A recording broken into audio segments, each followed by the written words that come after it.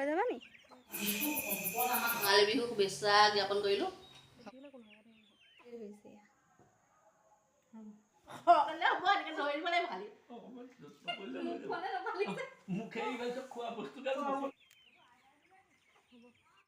কোন গ'ল ভণ্টি বহাগ বিহু বহুত বহুত মৰম আৰু শুভেচ্ছা জ্ঞাপন কৰিছোঁ। সকলো ভালে থাকক। মই পিন্ধি আছোঁ দেই, আজি একদম নতুন নতুন গিফ্ট পোৱা বস্তু পিন্ধি আছোঁ।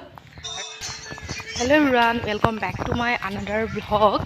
আজি যিহেতু বহাগ বিহু মানে গৰু বিহু, তো ফাৰ্ষ্ট প্ৰথমতে গা পা ধুই মেলি ৰেডকৈ বিন্দি এটা লগাই লৈছোঁ। তাৰপিছত অকণমান লিপষ্টিকো লগাই লৈছোঁ ৰাতিপুৱা।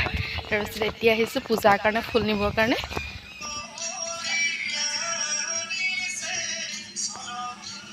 আচলতে বিহু বুলিয়ে নহয়, মই সদায় পূজাত ফুল ব্যৱহাৰ কৰোঁ যিহেতু আছে সেইকাৰণে।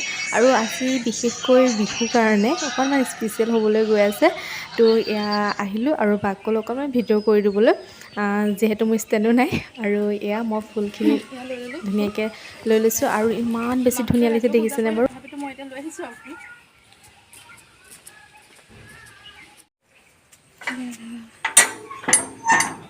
মই গাঁৱলৈকে পূজাটো কৰিলোঁ। মাহঁত ৰৈ আছে চাহ খাবৰ কাৰণে। মই গা ধুব এইখিনি অকণমান তাৰপিছতে পূজা কৰি পটককৈ চাহ একাপ খাই গা ধুই মেলি চাহ তাহ খাই আজৰি ভণ্টি অকণমান উঠা দেৰি কৰিলে আৰু তাই কি কৰি আছে চাওঁগৈ ব'লক। তাই নিশ্চয় গোঁসাই ঘৰত সোমাই আছে। গোঁসাই ঘৰৰ পৰা আহি সেয়া গোঁসাই পূজা কৰি অহাৰ পিছত এতিয়া বোলো বাৰ লগত ভ্লগ এটা বনাই লওঁ। পাৰিবা ক'বা নি? সকলোলৈকে বহাগ বিহু বহুত বহুত মৰম আৰু শুভেচ্ছা জ্ঞাপন কৰিছোঁ। সকলো ভালে থাকক, সুস্থ থাকক, তাৰে কামনা। তাৰপিছতে আৰু এইটো পিন্ধি আছোঁ, গিফ্ট পোৱা বস্তু মই পিন্ধি আছোঁ দেই, আজি একদম নতুন নতুন গিফ্ট পোৱা বস্তু পিন্ধি আছোঁ। আৰু এইফালে আমাৰ মাও আছে। মা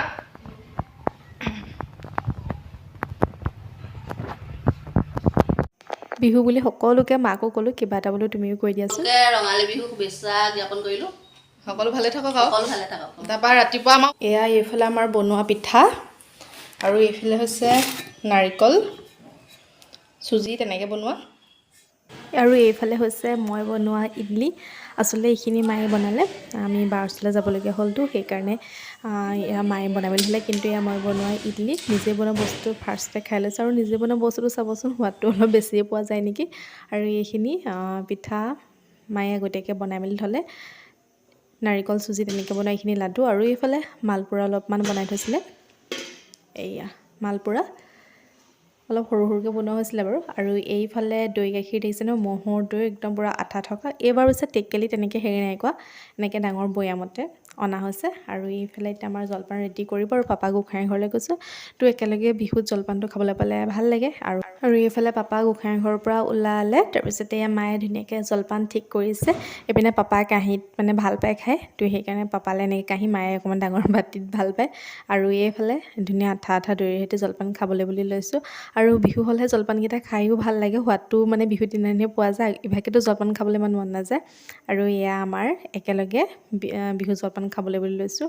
আৰু ইমানেই বেছি আঠা আৰু টেষ্টি আছিলে দৈটো, ভাল লাগিলে। তাৰপিছত আকৌ এইফালে দুপৰীয়া টাইমত দাদাহঁত আহিলে, খুৰাও আহিছে আৰু ভাইটিহঁতো আহিছে। আমাৰ এই আম গছজোপা যে আছিলে ৰাণীখনত, তাতে বোলে হেৰি পৰুৱা কণী আছে। আজি পৰুৱা কণী খোৱা কিছুমান ঠায়ে ঠায়ে নিয়ম আছে বাৰু, আমাৰ ইয়াতো কিছুমানে খায়। মই পিছে নাখাওঁ বাৰু, মোৰ অকণমান প্ৰব্লেম হয়, মানে অলপ এলাৰ্জি টাইপ হয়, সেইকাৰণে এইবিলাক নাখাওঁ। আপোনালোকৰ ফালে এনেকুৱা পৰম্পৰা আছেনে ক'বচোন। আমাৰ ফালে কিছুমান ঠায়ে ঠায়ে এইবিলাক থাকেতো নিয়ম কিছুমান, তো আমাৰ ইয়াতো আছে। পৰুৱাবিলাক এইদৰে গুচি যাবৰ কাৰণে ইয়াতে হালধি দি দিয়া হৈছে। হালধি দিলে বোলে পৰুৱাখিনি আঁতৰি গুচি যায়। আৰু সেইকাৰণে এই হালধি দি অলপ টাইম এনেদৰে থোৱা হৈছে। তাৰপিছতে এইখিনি কি কৰে কৰিব আৰু বাকীখিনি মানে চাই নাথাকোঁ। তাৰপিছতে ঘৰলৈ আহি পিনি এয়া যিহেতু কণী যুঁজৰ পৰম্পৰা এটা আছে, কোন তো গ'ল এইফালে আমি ঘৰতে ভণ্টি খেল এতিয়া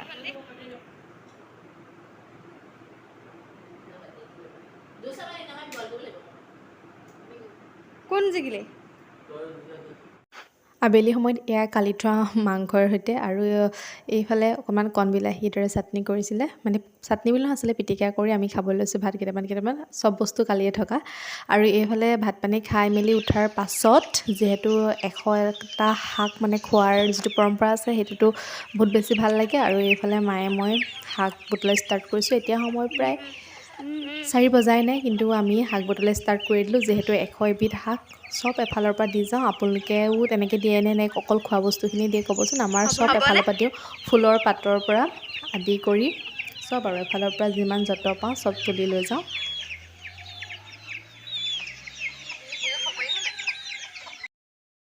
আমি আচলতে 100 এবিধ শাক আৰু জেতুকা গৰু বিহুৰ দিনাখনিয়ে মানে লগাওঁ।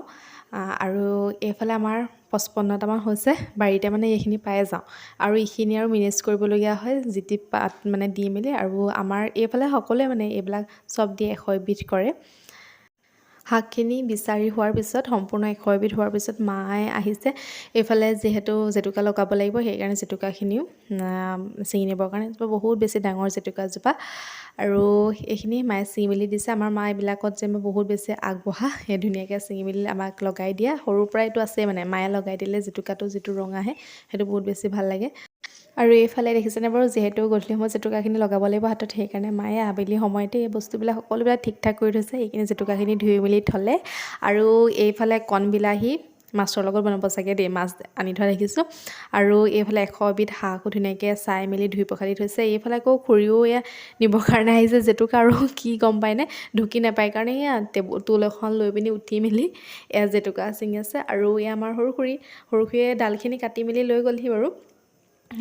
আচলতে আগতীয়াকৈ জেতুকাজোপা চুচি দিবলৈ নহ'লে, সেইকাৰণে কোমলীয়া পাতখিনি অলপ নহ'লে ইমান এটা।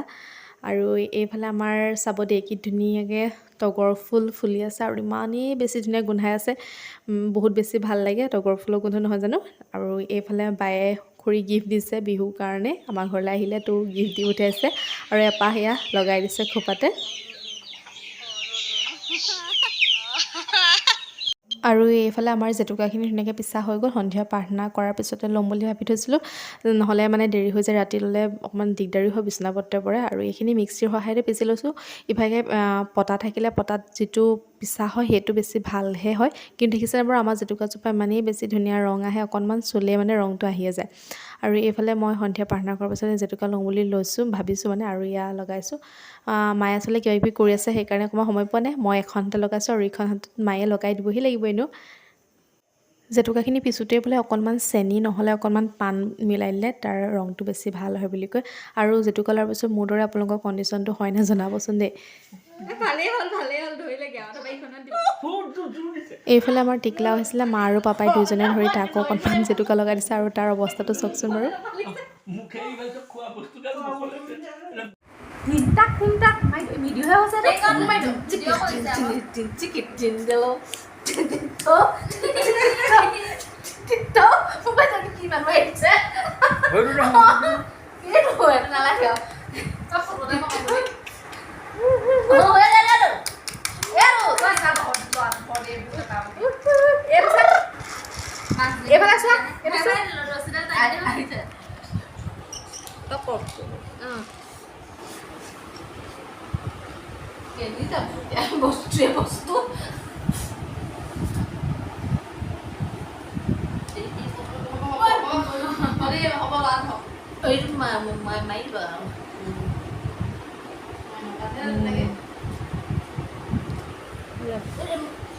এয়া ভাত বনোৱা টাইমত যিহেতু আমাৰ হাত দুইজনীয়ে বন্দী আছিল, জেতুকা লগাই থকা আছিল, সেইকাৰণে পাপাকে ক'লো ভিডিঅ'টো কৰি দিয়কচোন। আৰু পাপাই কৰি দিছে দেই ভিডিঅ'।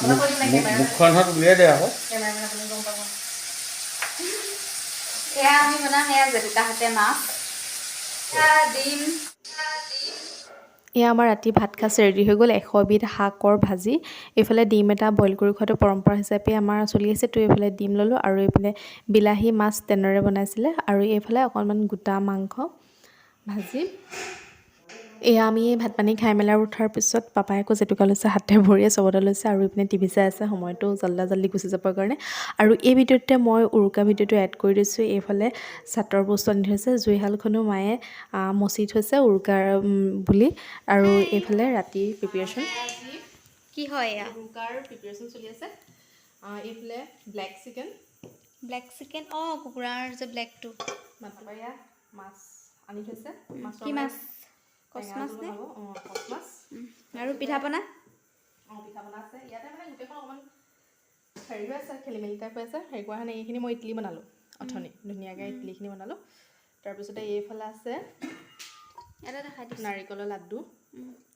তাৰপিছতে এইফালে আছে এয়া মালপোৱা আৰু এইখিনি নাৰিকলৰ লাডুখিনি মায়ে বনালে মানে আমি বা ওচৰত যিহেতু আছিলোঁ সেইকাৰণে মানে মায়ে বনালে আৰু এইকেইটা কেইটামান মই বনালোঁ ইডলিকেইটা তাৰপিছতে আৰু নিমখীয়া পিঠা বনাইছিলে আমি খাই আচলতে শেষেই কৰিলোঁ আছেগৈ আৰু কেইটামান তথাপিতো এতিয়া উৰুকা ফাৰ্ষ্ট ব্লেক চিকেনখিনি বনোৱা হ'ব কিন্তু তাৰ আগতে ভাবিছোঁ মই অকণমান চুপ বনাই লওঁ ব'লা চুপ বনাবলৈ এতিয়া অকণমান চুপ বনাই লওঁ এইবিলাক ইগন'ৰ কৰিব মানে আজি অকণমান খেলিমেলি হৈ আছে বিহু বতৰত খেলি মেলি হ'ব এয়া লক্ষী মামা কিটচেনত মায়ে ৰাখি থৈছে খুব ধুনীয়াকৈ এয়া যোৱা এই এতিয়া মানে বেলেগো নবনাওঁ আৰু এইটোৱে বনাই দিম অকণমান বনাম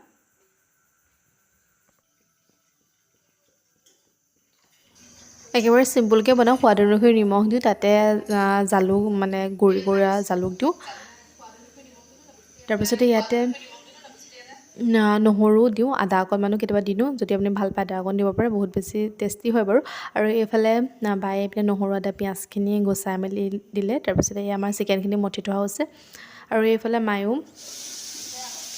বনোৱা ষ্টাৰ্ট কৰিছে মানে বিলাহী এইফালে মাছ অকণমান ইগন'ৰ কৰিব অকণমান চিটিকনি পৰি চাৰিওফালে অকণমান লেতেৰাও হৈ আছে আৰু এইফালে মাছৰ টেঙা দাইল বনাব সেইকাৰণে কণ বিলাহী মাছ এইদৰে ভাজি ল'লে এয়া দেখিছোন দাইলখন ধুনীয়াকৈ উতলি গ'ল ৰেডি হৈছে আৰু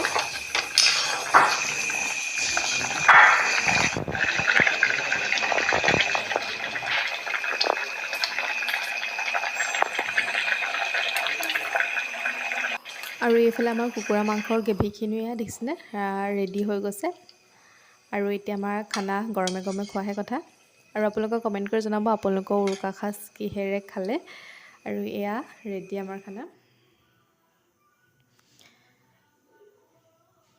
এয়া প্ৰথমতে ময়ে খাবলৈ ষ্টাৰ্ট কৰিছোঁ